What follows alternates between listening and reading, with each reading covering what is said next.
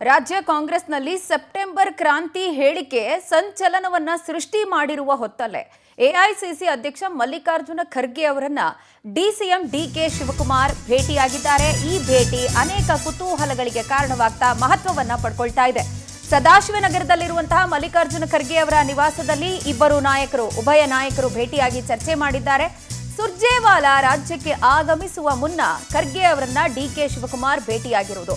ನಿನ್ನೆ ರಾತ್ರಿ ಇಬ್ರು ಸಹ ಭೇಟಿಯಾಗಿ ಚರ್ಚೆಯನ್ನ ನಡೆಸಿದ್ದಾರೆ. ಇನ್ಫ್ಯಾಕ್ಟ್ ಖರ್ಗೆ ಅವರ ಜೊತೆಯಲ್ಲಿ ರಹಸ್ಯ ಮಾತುಕತೆಯನ್ನ ಡಿಕೆ ಶಿವಕುಮಾರ್ ನಡೆಸಿದ್ದು ಸದ್ಯದ ಬೆಳವಣಿಗೆಗಳ ಬಗ್ಗೆ ಉಭಯ ನಾಯಕರು ಚರ್ಚೆ ಮಾಡಿದ್ದಾರೆ ಅಂತ ಹೇಳಿ ಗೊತ್ತಾಗ್ತಾ ಇದೆ.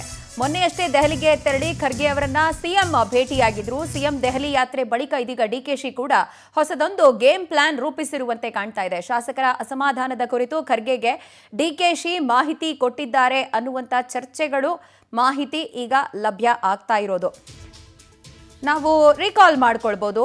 ರಾಜ್ಯದಲ್ಲಿ ಸೆಪ್ಟೆಂಬರ್ ನಂತರ ಕ್ರಾಂತಿ ಆಗತ್ತೆ ಅಂತ ಹೇಳಿ ಸಹಕಾರ ಸಚಿವ ಕೆಎನ್ ರಾಜಣ್ಣ ಏನ್ ಹೇಳಿಕೆಯನ್ನ ಕೊಟ್ಟರು. ಇದಾದ ಬಳಿಕ ಮುಖ್ಯಮಂತ್ರಿ ಬದಲಾವಣೆಯ ವದಂತಿಗಳು ಏನ್ ನಡೀತಾ ಇತ್ತು ಅದಕ್ಕೆಲ್ಲ ರೆಕ್ಕೆ ಪುಕ್ಕ ಬಂದಿದೆ. ಈ ಬಗ್ಗೆ ಹೆಚ್ಚಿನ ಡೀಟೇಲ್ಸ್ ಕೊಡೋದಕ್ಕೆ ನಮ್ಮ ಪ್ರತಿನಿಧಿ ಶಶಿ ನಮ್ಮೊಂದಿಗೆ ನೇರ ಸಂಪರ್ಕದಲ್ಲಿ ಕನೆಕ್ಟ್ ಆಗ್ತಾ ಇದ್ದಾರೆ.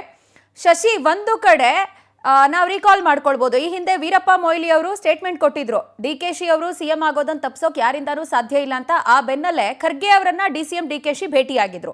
ಈಗ ಸುರ್ಜೇವಾಲಾ ರಾಜ್ಯಕ್ಕೆ ಆಗಮಿಸ್ತಾ ಇರುವ ಸಂದರ್ಭ ಅಂಡ್ ಸೆಪ್ಟೆಂಬರ್ ಕ್ರಾಂತಿಯ ಸಂಚಲನ, ಈ ನಡುವೆ ಈ ಭೇಟಿ ಎಷ್ಟು ಮಹತ್ವ ಪಡ್ಕೊಳ್ತಾ ಇದೆ?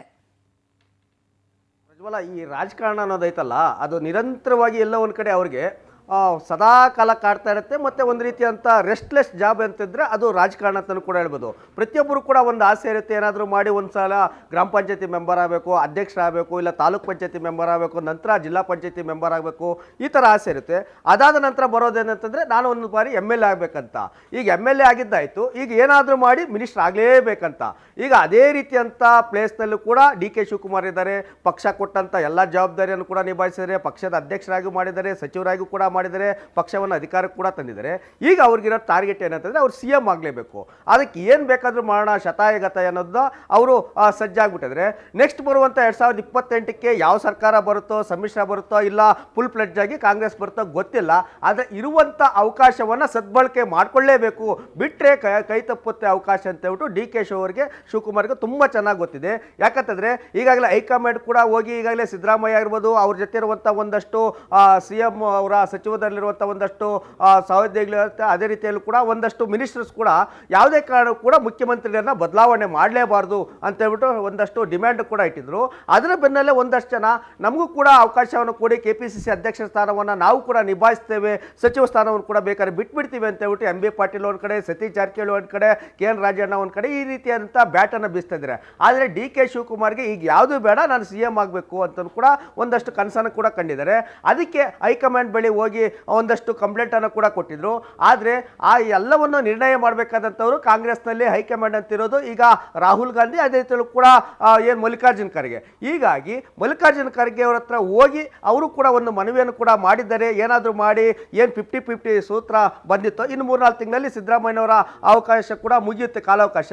ಹೀಗಾಗಿ ಉಳಿದಂಥ 2.5 ವರ್ಷಗಳ ಕಾಲಕ್ಕಾದರೂ ನನಗೆ ಮುಖ್ಯಮಂತ್ರಿ ಸ್ಥಾನವನ್ನು ಬಿಟ್ಕೊಡಿ ಅಂತ ಹೇಳ್ಬಿಟ್ಟು ಒಂದಷ್ಟು ಡಿಮ್ಯಾಂಡನ್ನು ಮಾಡೋದಕ್ಕೆ DK ಅವರು ಕೂಡ ಪ್ಲಾನನ್ನು ಮಾಡಿಕೊಂಡಿದ್ರೆ. ಹೀಗಾಗಿ ಸುರ್ಜೇವಾಲಾ ಅವರು ಕೂಡ ಬಂದಿದ್ದಾರೆ. ಯಾಕಂತಂದರೆ ಏನು ರಾಜ್ಯದಲ್ಲಿ 139 ಜನ ಕಾಂಗ್ರೆಸ್ನ MLAಗಳಿದ್ರು ಕೂಡ ಯಾರನ್ನು ಕೂಡ ವಿಶ್ವಾಸಕ್ಕೆ ತೆಗೆದುಕೊಳ್ಳೋದಕ್ಕಾಗ್ತಾಯಿಲ್ಲ. ಒಬ್ಬೊಬ್ಬರು ಒಂದೊಂದು ರೀತಿಯಾಗಿ ಕೂಡ ಮಾಡ್ತಾರೆ. ಒಂದಷ್ಟು ಜನಕ್ಕೆ ಅನುದಾನ ಸಿಕ್ಕಿಲ್ಲ ಅಂತ ಹೇಳ್ಬಿಟ್ಟು ಧ್ವನಿ ಎತ್ತಿದ್ರೆ, ಒಂದೊಂದಷ್ಟು ಜನ 3-4 ಬಾರಿ 5 ಬಾರಿ ಗೆದ್ದರೂ ಕೂಡ ನಮಗೆ ಸಚಿವ ಸ್ಥಾನ ಸಿಕ್ಕಿಲ್ಲ ಅಂತ ಹೇಳ್ಬಿಟ್ಟು ಒಂದಷ್ಟು ಜನ ರೆಬಲ್ ಆಗ್ತಿದ್ದಾರೆ. ಆದರೆ ಅವರನ್ನು ವಿಶ್ವಾಸಕ್ಕೆ ತೆಗೆದುಕೊಂಡು ಮಾಸ್ ಲೀಡರ್ ಆಗೋದಕ್ಕೆ DK ಅವ್ರಿಗೆ ಆಗ್ತಿಲ್ಲ.